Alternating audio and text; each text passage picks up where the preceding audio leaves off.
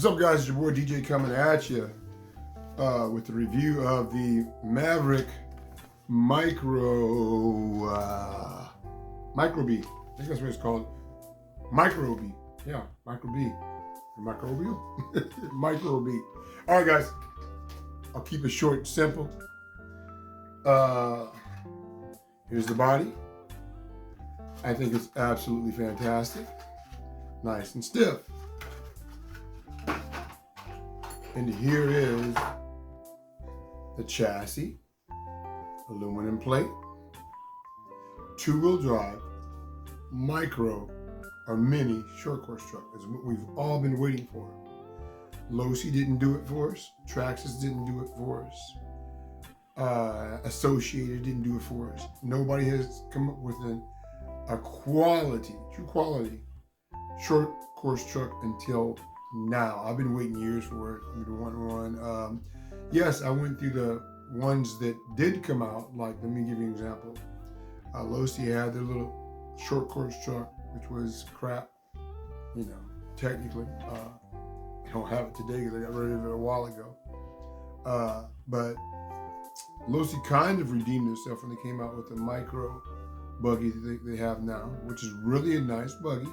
But why haven't they given us a short course truck? They give us another traditional Losi stadium truck, little mini T micro, but no short course truck with the short course body and with the wheels, covered by the body.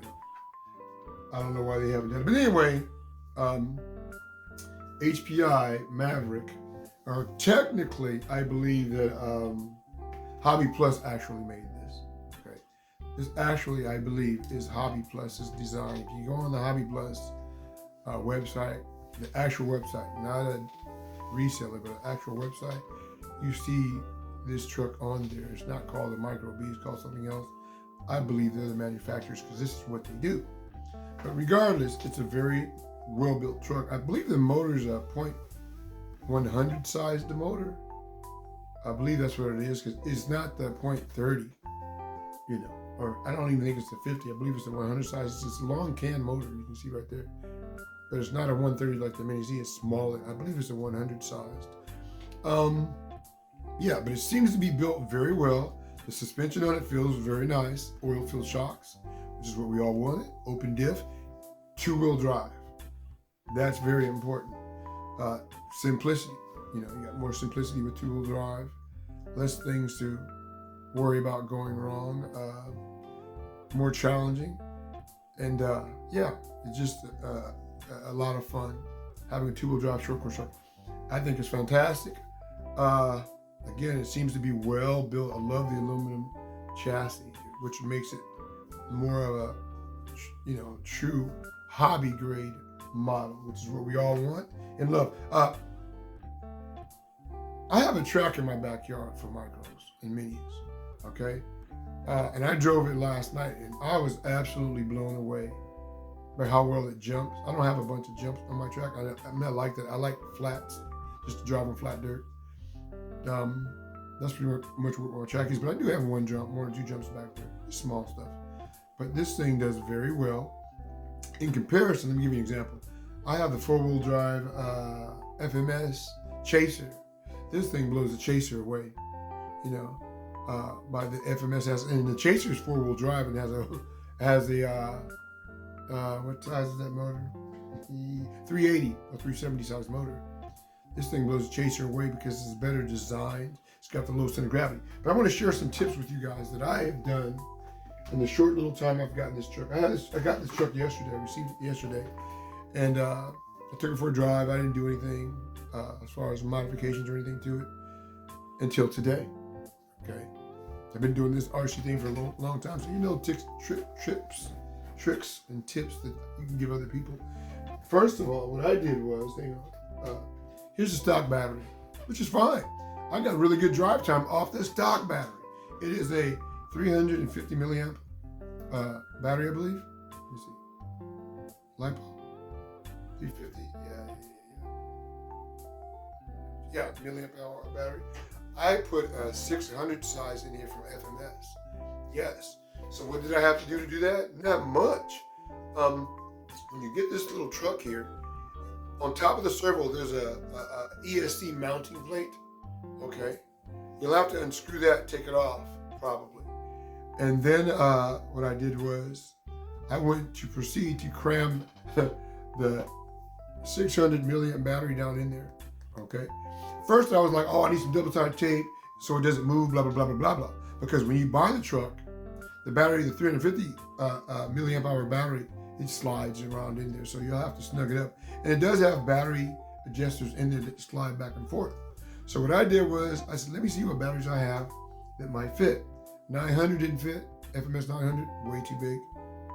And then I tried, I said, well, let me try my 600. Couldn't hardly get it in there, but I said, wait a minute, I got it in there. It was kind of like this, you know, resting up against the battery stop, whatever.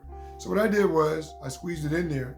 I took the servo mounting plate, not the servo mounting plate, but they have an extra plate on top of the servo for mounting a brushless ESC or just repositioning your ESC altogether. I chose to take that off. Then I was able to cram the 600 milliamp hour battery down in there. And then when I put the motor plate back on and screwed it down, it actually is holding that 600 milliamp hour battery in place. So it's fantastic. Absolutely fantastic. So I'm very happy about that. Got it done. That's all I've done. Now, what I did was, just to prove to you that this thing is made by Hobby Plus, I went on their website and they showed the upgrade parts that they have for this truck. Like they have aluminum shocks for $27. They have some other things, adjustable turnbuckles. You can get those for like $7 or $10, something like that. Just little things that they have there. But yeah. Now, some of you may want to get the brushless edition. Go ahead. You know, I chose to get the brushed edition. I really like brushed motors. I have this thing for brushed motors because it's old school. It's more, you deal more in reality as far as how a short course truck responds as far as the throttle input and whatnot. Okay. You know, a lot of times these little micro brushless systems, they have lag. Okay. And, you know, when you're just dealing with a basic brushed motor, you don't have to worry about all that. It kicks butt. Now this truck, I think they said just 13 miles an hour. Let me tell you something, guys. I have a track in my backyard specifically designed for trail trucks and crawlers and stuff. So, and my main reason was to get a little short course truck, which they never came out with a quality one until now, as far as I'm concerned. Yes, I had the Losi 2-wheel drive, mini T's and all. I had all that. But nothing has come out on this level. But I will say this, those little micro T's back in the day were a lot of fun, and they were pretty decent. They weren't trash at all. They were pretty good. But this right here really tops the cake. So anyway, in my track, if you get the brushless kind of tends to launch a lot of these micros. Instead of having instant power, it tends to launch a car. Like you hit the throttle, there's a little delay.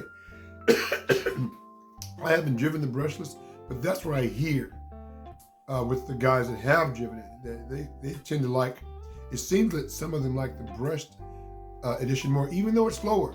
But let me tell you something. When it comes down to racing, see, I'm racing mine off-road. A lot of you guys get this truck and want to drive it inside. No. It's a dirt truck. I'm more interested in driving it off-road. Excuse me. And when you're driving off-road, you're not just going to nail the throttle the whole time, okay? Because you have bumps and dips and everything else to contend with, you know? It's not. I cannot just hold this thing down full speed and get around the track. It's too fast for that. That right there ought to let you know that the speed that it goes, don't underestimate that speed. Now, if you're on just doing a big oval flat, yeah, you may want to go faster. You can do that. You can do it either way it goes. But I'm telling you, on a technical track, off-road, the stock motor is more than plenty. I will not be going brushless, put it that way. It's a waste of money as far as I'm concerned. Plus, you get better throttle response, with the brushed motor, okay? I'm not gonna prolong it. This is what I've been waiting for. I think is what we've been waiting for. Don't have to worry about any CVDs in the front. It's front wheel drive. Also, guys, on Hobby Plus's manufacturing website, you know, like I said, they make RC vehicles, I guess, for other companies, so they can resell them or whatever. They have the aluminum upgrade for this. They have the aluminum suspension arms for this thing. Okay? Yeah, they have all that, and the pricing isn't bad at all. I like that about Hobby Plus. They don't seem to go over the top with the pricing for upgrades for their cars. So I give this thing personally an A+, but I'm not a racer, okay? A racer is going to be more technical with you. Again, I'm a guy that drives off-road, drives these little trucks off-road, and I really appreciate it. Look at the suspension, guys. The suspension is dope. It really is nice. So I think you guys are going to have a good time with this truck. I know I am, but my primary driving experience will be off-road, and that's how I tested this truck, off-road. And again, the battery wasn't secured. It was in there, it was shifting, so I'm sure that affected the way the car handled, and it still handled good.